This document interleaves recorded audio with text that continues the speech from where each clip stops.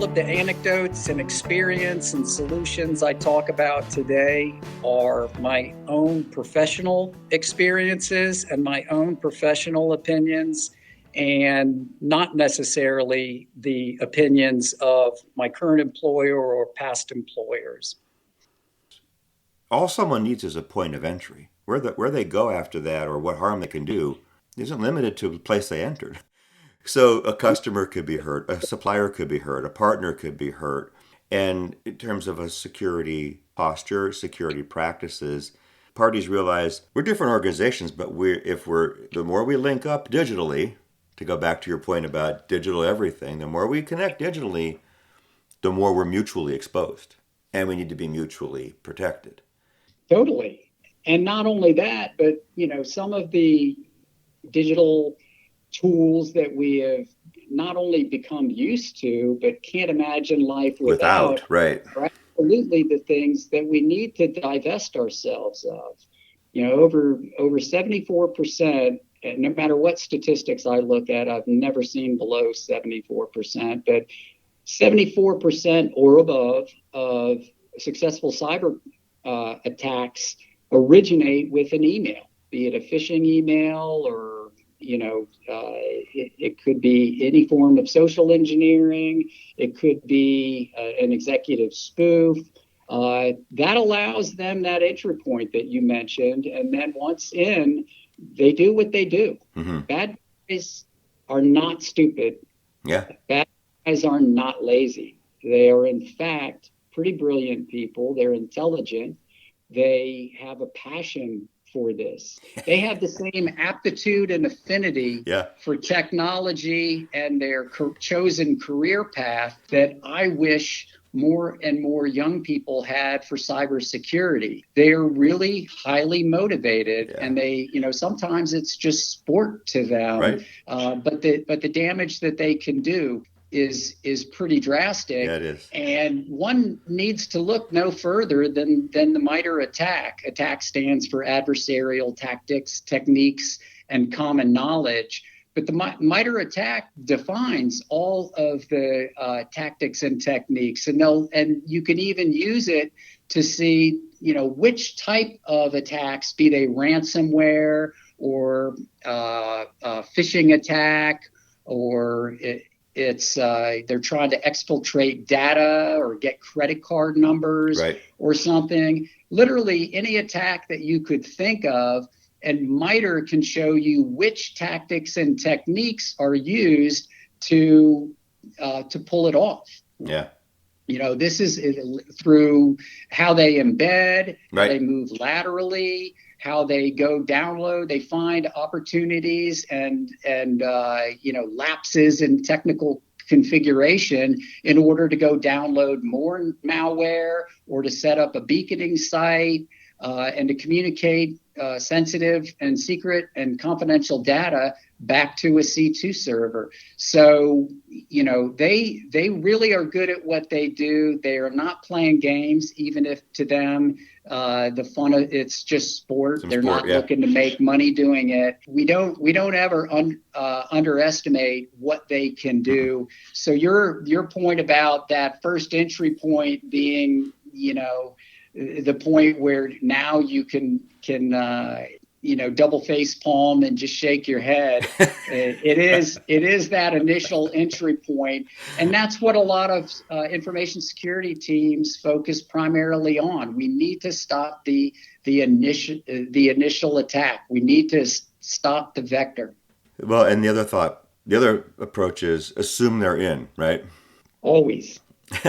Assume they're inside. Encrypt on the inside too, because if they're not there now, they could be, and you don't need to go figuring out who to point fingers at for whose fault it is.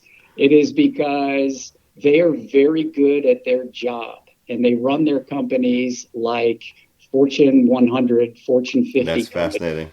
Fascinating. They're not like a loose group of dudes that just know each other. Yeah, right. Working out of their grip basement.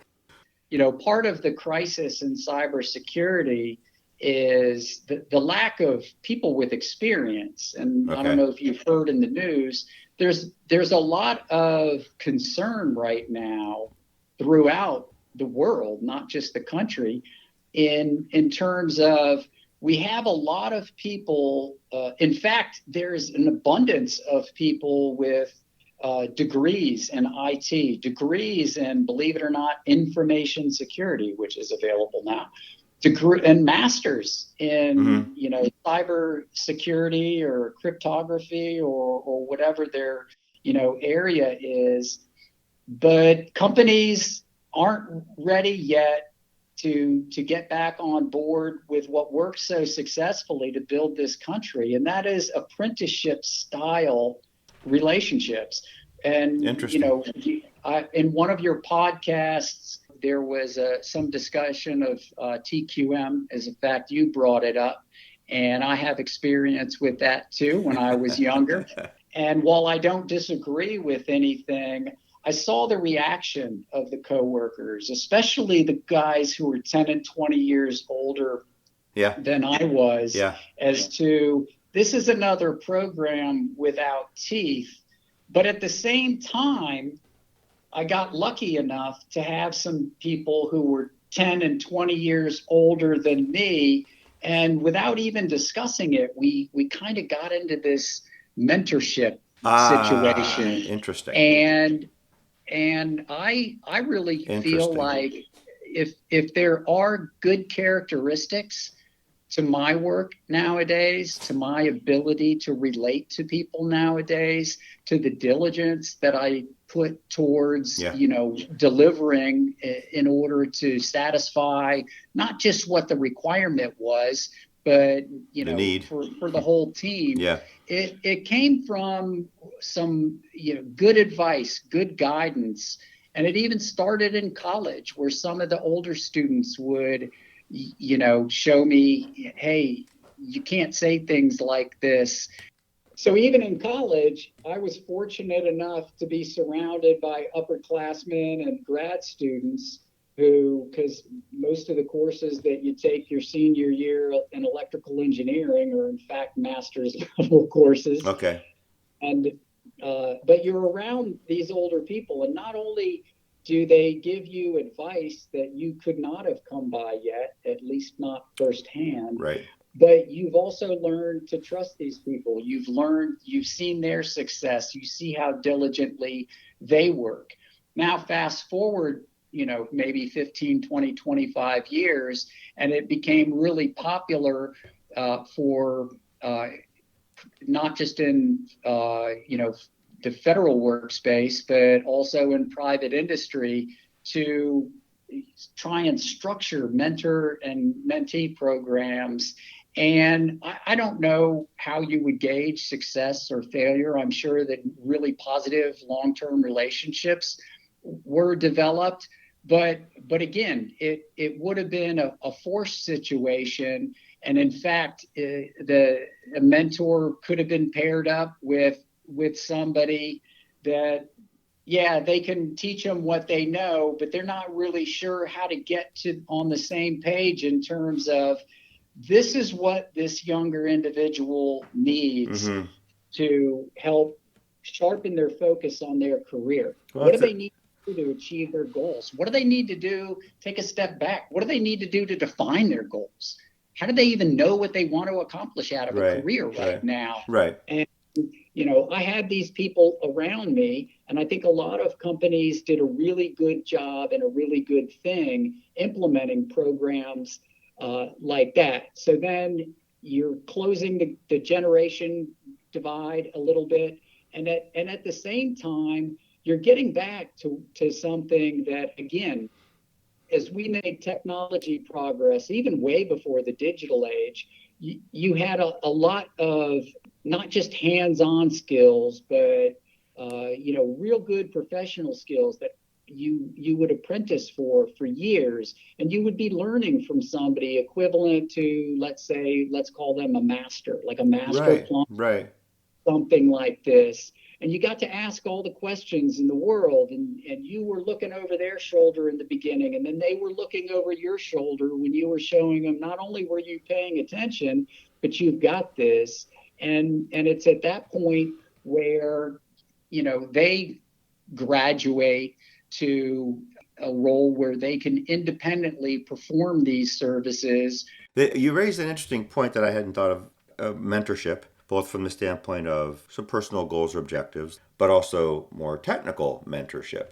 And some of the best advice I got from people that I worked for, like a direct supervisor, was the mentoring kind of advice. Your comments have made me think about what that meant to me, how valuable it was, You and might have, you could easily miss it while it's going on, and a decade or two later, look back and right, see just how important what was gifted to you was to maybe not just your career, maybe right, you're the person that you are.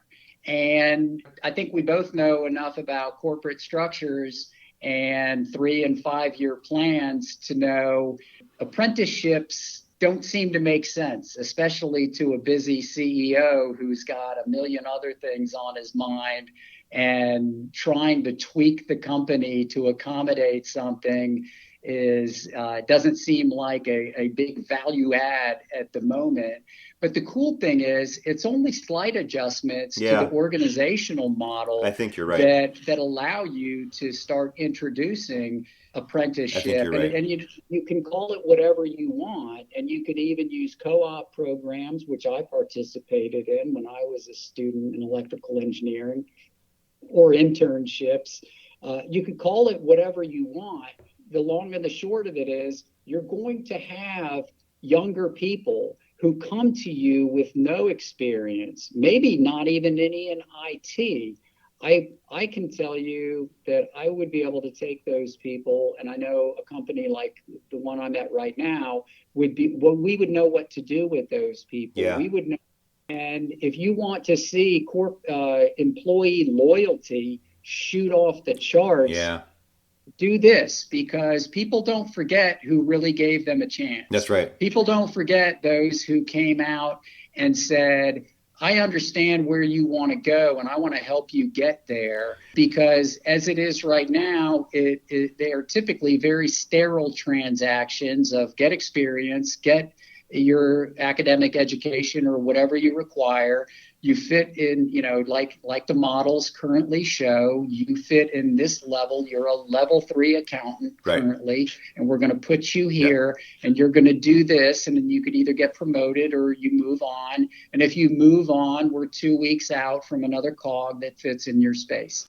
And That's it's true. very impersonal. I don't think people do it with avarice in mind. I think that is, that's part of the not understanding that we can balance all of these things. We can balance quicker to market and new functionality and cybersecurity and protecting our data and information at the same time. We can also keep the velocity of a sprint team high while bringing in younger people who, like I said, might have zero experience, but darn, they are going to appreciate the opportunity and they're going to make good on it. Well, and something that's critical to a high functioning team, to a culture of teaming, a culture of collaboration, things that are critical to it go far beyond technical knowledge and skill. So let's take any project where you've got people who know something about the product and service. You've got someone who's from IT or Infosec, human resources, so finance. A high functioning team isn't just a compilation of their separate technical subject matter expertise, knowledge, and skill. It's how they work together. And the question of how they work together, which is some of where I got my best, where I was mentored in ways that meant the most to me, that I learned the most from and carried on for my life, had to do with more of the human interaction, the communication Right. skills that you and I are talking about. My first job out of college was in a community mental health center. And it was an amazing job for a lot of reasons. It taught me some things in my 20s that have stayed with me for 40 years. When you are working with severely mentally disabled adults in a community setting, in group homes, you have to be tight as a team. Team wasn't a word, a label. You had to function as a team because if you didn't, the client suffered. The client paid for it. And we're working 3 shifts, 24/7, 365. So you had to be tight as a team, and I learned as a young professional what that meant. It had to do with collaboration, communication. I completely agree with that, and I'm glad you brought it up. It has everything to do with their life experience, and which is a good thing, because you want people bringing everything that they are Yeah. to a job, especially in information security. I have told anyone who will listen, everything you've done, not just jobs, volunteer work, work as a lifeguard, research projects, or playing downstairs in your basement, ripping apart an old computer to see what you can do with it. This is evidence of aptitude and affinity. And everything that somebody brings into a job uh, potentially has value to the entire team and to the enterprise. Mm-hmm. And you need to be aware, talking to people, let them open up about their past and their history, and let them say things like, oh, well, I had this one job and it's irrelevant, it's not even on my resume, it was so stupid, and all these other things. And you hear, because everybody's had either a really bad experience at a job, or wasn't what they expected, wasn't what it was advertised, or they were too young when they were doing it and stuff. I think that that's looking at it improperly. I think that what we really need to do is to let people understand that your capabilities, not just as an employee but as a human, are the sum total of all these different things and all the different feelings that they've given you and all the different emotional responses and thoughts Right. that go along, that are linked intrinsically to these experiences that you've had. Now we're going to put you in this situation, and we've gauged, you seem to have an aptitude and affinity towards liking to build things or put them together. Right. Or maybe they're the opposite person. I'd put them on a demo team. Well, what makes it important to Infosec, the department and the function, to have whole people in there on that team? It's maybe the most important thing, and the reason is what we do on an Infosec team, what any cyber professional does for a living, even if they're currently pigeonholed working on cryptography Mm-hmm. algorithm, Mm-hmm. or something. The entirety of the field is sharing several things. We're all sharing known risks. We're sharing the fact that there are unknown risks. Okay, there are threats out there that we don't know. We're hopefully doing a mature job of risk management. Well, but when people are working, for example, get an alert. So your dashboard fires off an alert, and it looks like there was a suspicious request made into one of your web servers. And you're not sure what happened, but you're going to go check it out. Well, chances are real good that you may have seen something similar, but this one is unique. Mm-hmm. It has to. This is unique, and it is the affinity towards an investigative nature that drives Gotcha. those professionals to really think and think deep. What's going on here? What could possibly be going on that I don't see yet? Where should I go next to see if this is getting worse? Right. How far did they get before my dashboard Lit alerted up. me Right. that something went horribly wrong? How terrified should I be? But we have to have this nature about us through a lot of experience that we've had through all different sorts of jobs and all different sorts of life experience, where when we're responding to an incident or responding to a situation, that the first thing we think of is there could be a lot more going on here than I'm being informed of, and I need to investigate this, and I'm going to use every last skill I've ever learned in my life and a very curious brain to get to the bottom of it. And even a bulk of people in information security would love to get a score on it when they're done. How did I do? You said nature of a person. I think that answered my question a lot. So something about the nature of a person will make him or her well qualified for an infosec role or less well qualified for an infosec role. They might be very well versed in all of the technical aspects of the position, right? But you want someone who's more curious than less curious. You want someone who's more concerned than less concerned. You want someone who can communicate better with others around the enterprise, not just with you. On a spectrum, you want a more well-rounded, like you want a liberal arts major with an infosec master's degree. I can tell you one of the very best, not just programmer, but software integrators I ever got to work with is a political science major. Uh-huh. He was never formally trained or diplomaed in any of this.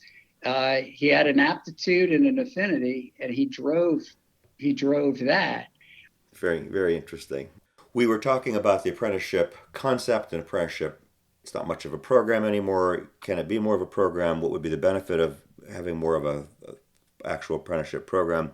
I did not serve in the military. You and I both worked with someone who did, Bob Nunnally, and Bob could talk in detail about the concept that they lived there, or he did. I suppose some do, and some might less so. The succession plan.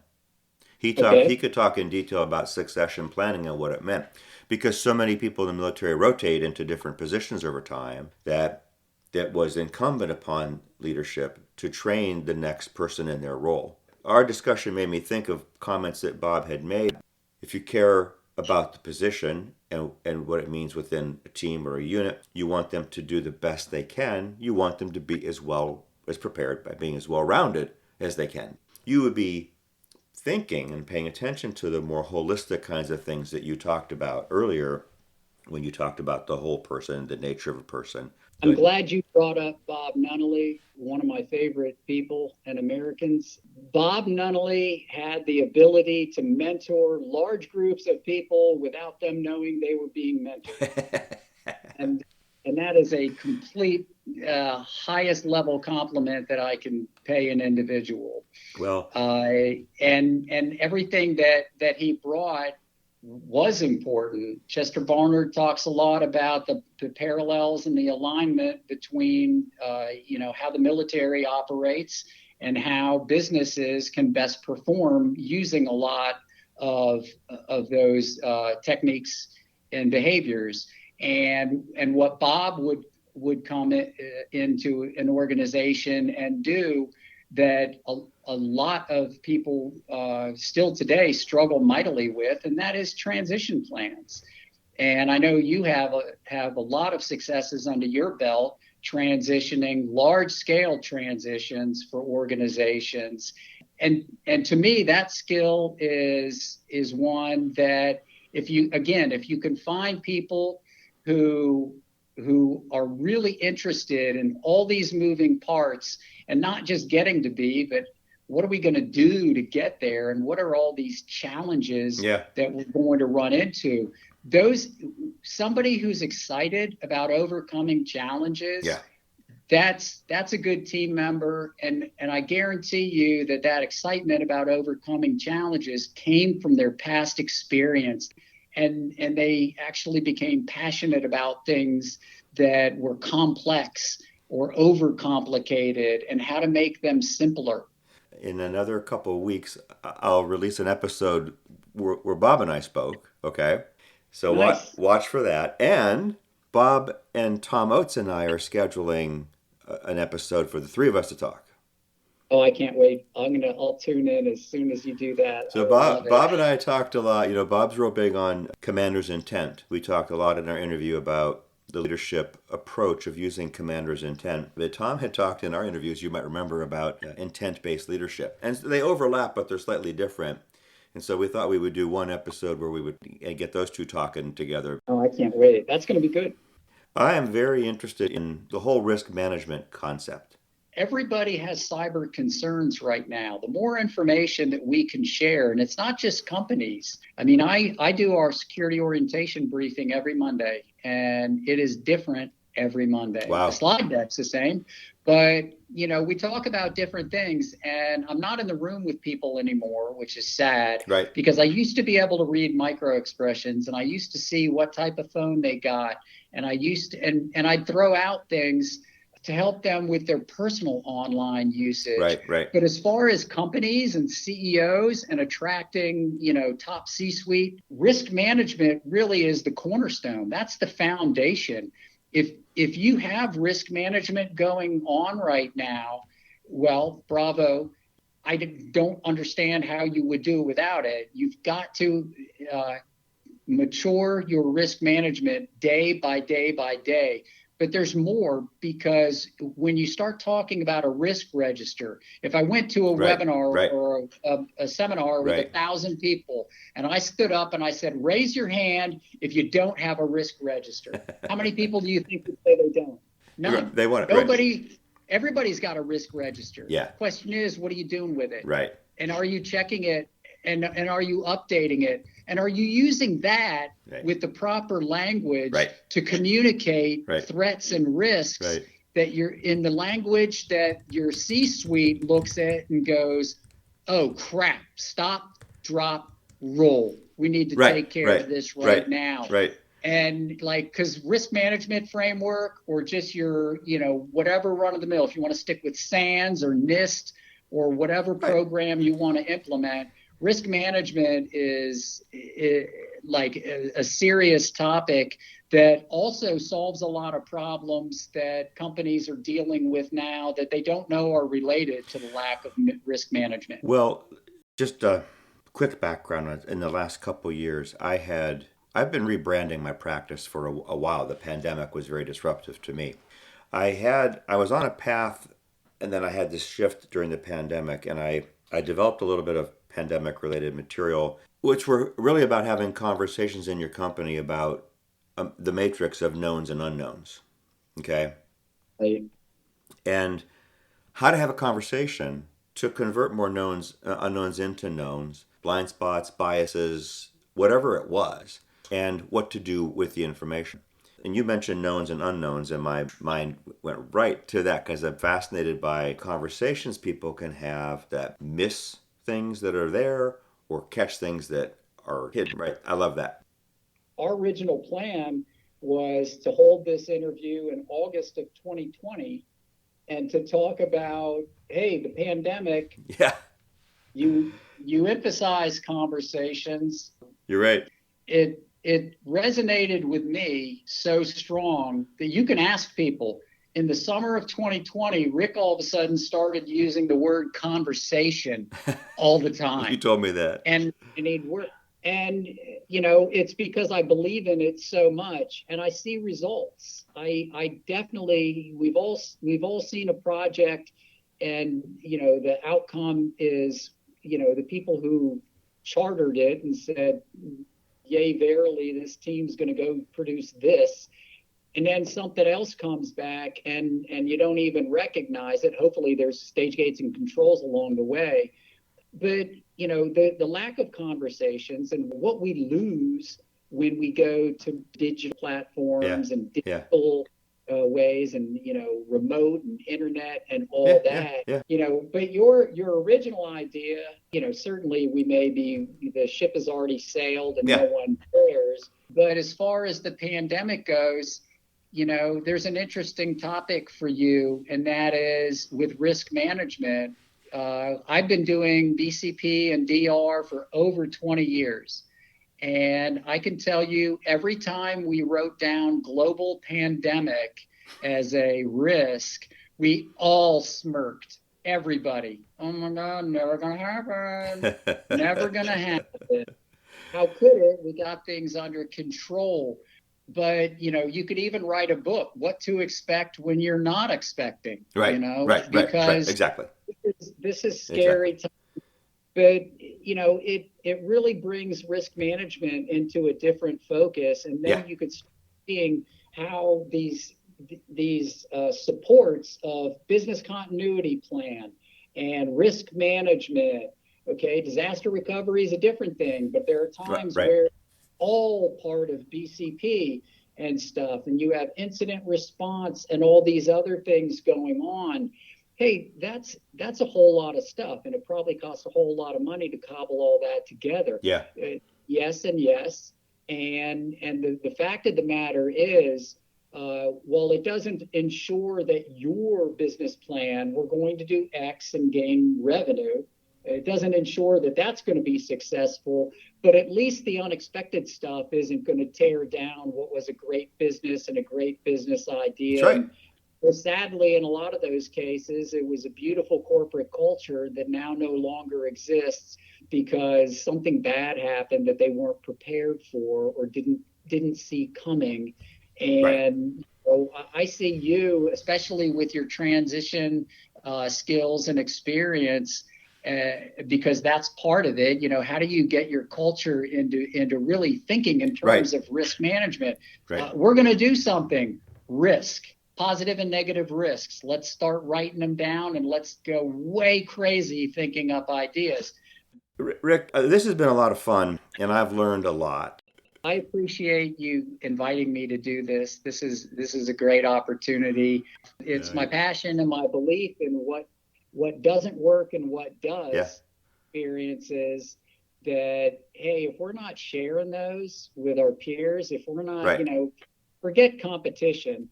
The businesses are going to do what the businesses do. Right. But, sharing our successes, sharing the reasons for our successes, that makes us valuable beyond what we understand with our current value and our current position.